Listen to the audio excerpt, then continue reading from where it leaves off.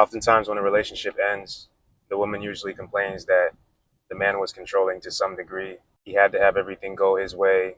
He tried to control her, tried to give her rules, tried to tell her what to do, and she wants to be free. That's something we hear a lot of times these days. And a lot of times that's valid, to be honest. Men are controlling.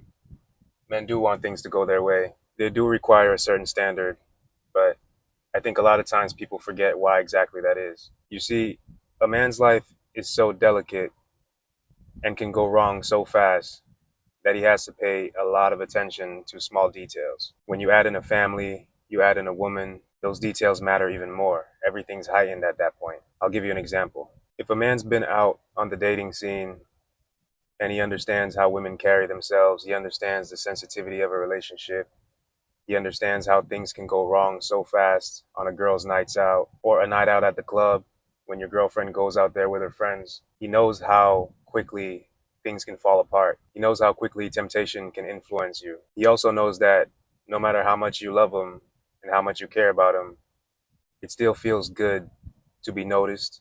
It still feels good to receive attention. It still feels good to be wanted. And just a simple interaction with someone else, with alcohol involved, music involved, the vibe is set right, there's a little bit of peer pressure from your friends. Just those combination of things can lead to the demise of your relationship. And an experienced man knows that. But what society would tell him is that he's insecure. What society would tell him is, although he has something that's really special and he has something that means a lot to him, he should still put it in a position of risk. Although I know my son can go to 7-Eleven, it's about zero point 0.3 miles from the house, and he can go in there and buy some candy, doesn't mean I'm going to let him go by himself at 9 years old. He could do it. If my legs were broken and I couldn't go with him, I'd have him do it. But why would I do that if it's not necessary?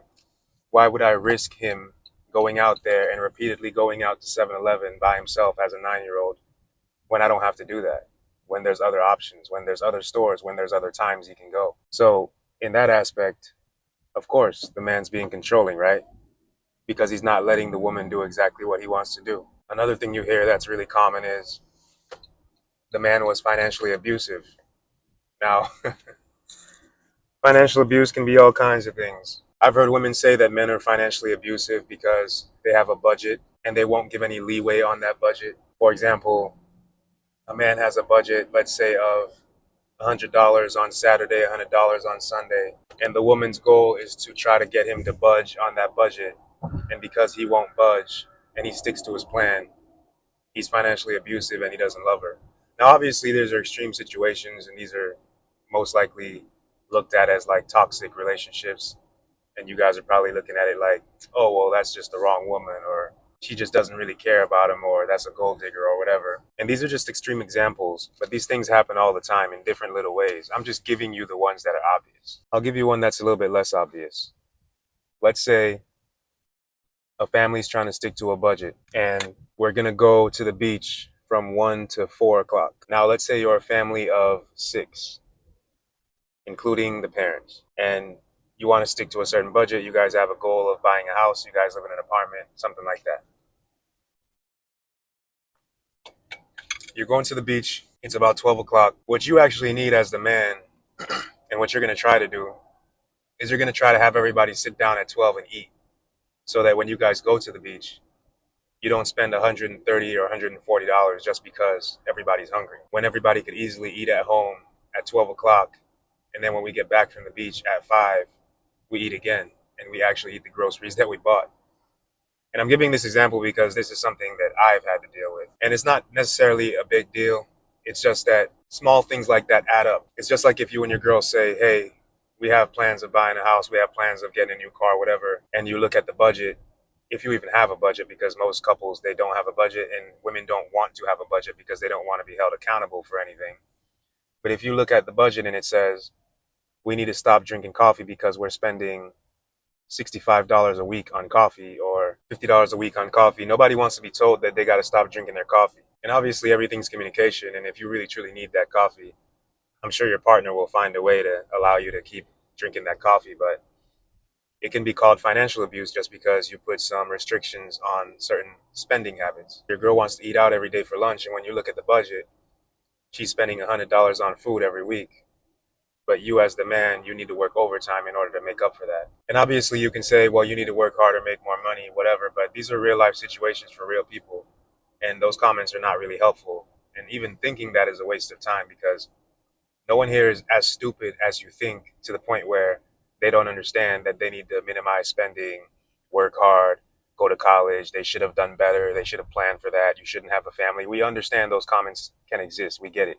But it's not helpful, because right now there's somebody in that exact situation.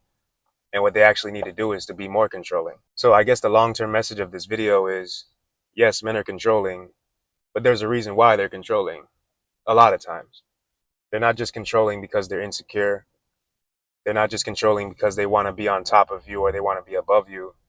It's because their life and the situations that they're in are so fragile that they need to have control of it in order to maintain some sort of peace or to maintain homeostasis within the house. And everybody has to sort of comply in order for that to go the way it's supposed to go. And as a man, if you're not willing to be the bad guy and you're not willing to lose the woman, you'll never have any control over your home.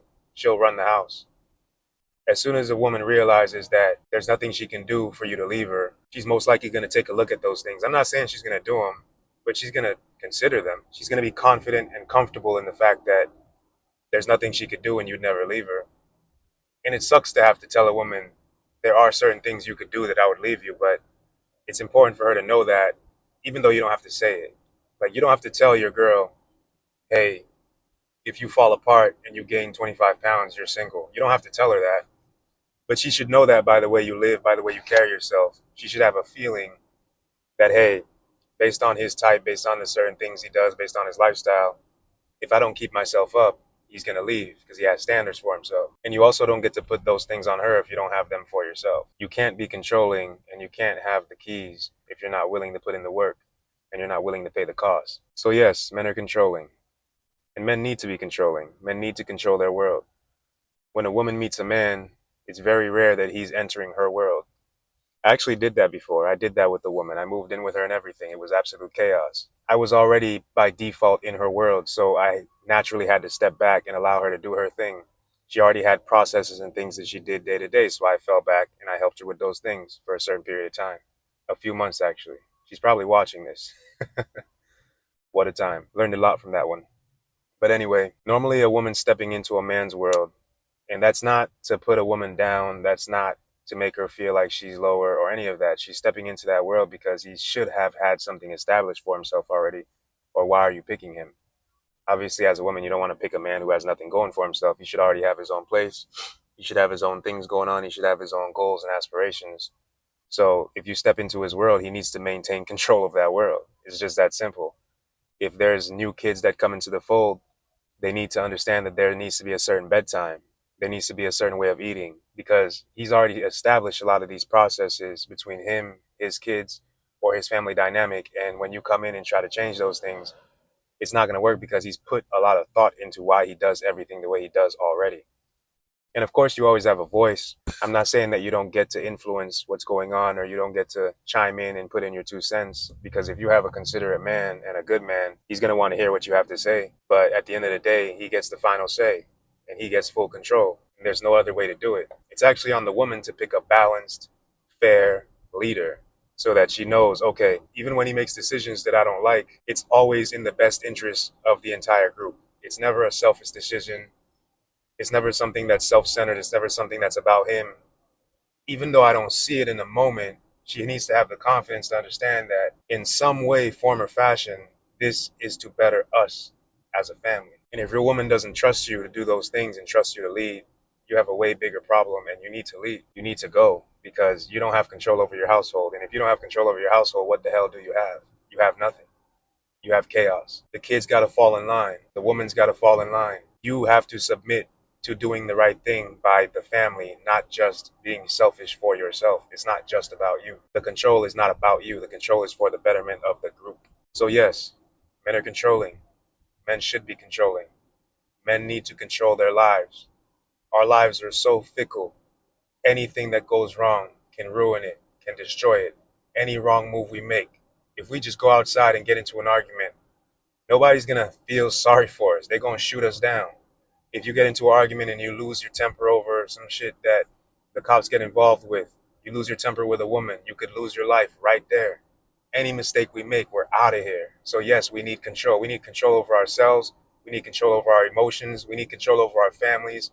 And we need control over our women and our kids. Maintain control of your life. You control your life. There's nobody coming to save any man on this planet. It's just you. A woman can mess up 15 times, and at 37 years old, she can find some dude who's going to take care of her because he's a goofball and he just wants to do it, or he's never had a woman that looks that good. Maybe she maintained going to the gym a little bit. She looks decent for her age. She puts on some makeup and she fools some idiot.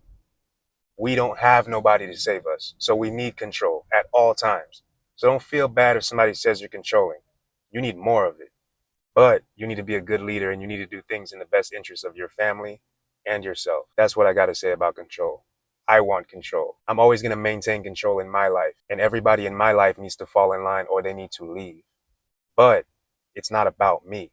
I'm doing it for everybody else. I put myself to the side a lot of times. I take a pay cut on a bunch of things a lot of times so that I can help everybody else, so that I can put them in a comfortable position. And that's the kind of man you need to be. And if your woman doesn't know that that's who you are, you need to leave. It's not a problem if she says you're controlling. It's a problem if she has a problem with the fact that you're controlling. Yes, baby, I control everything because I care about us and I do this for us. So I'm controlling.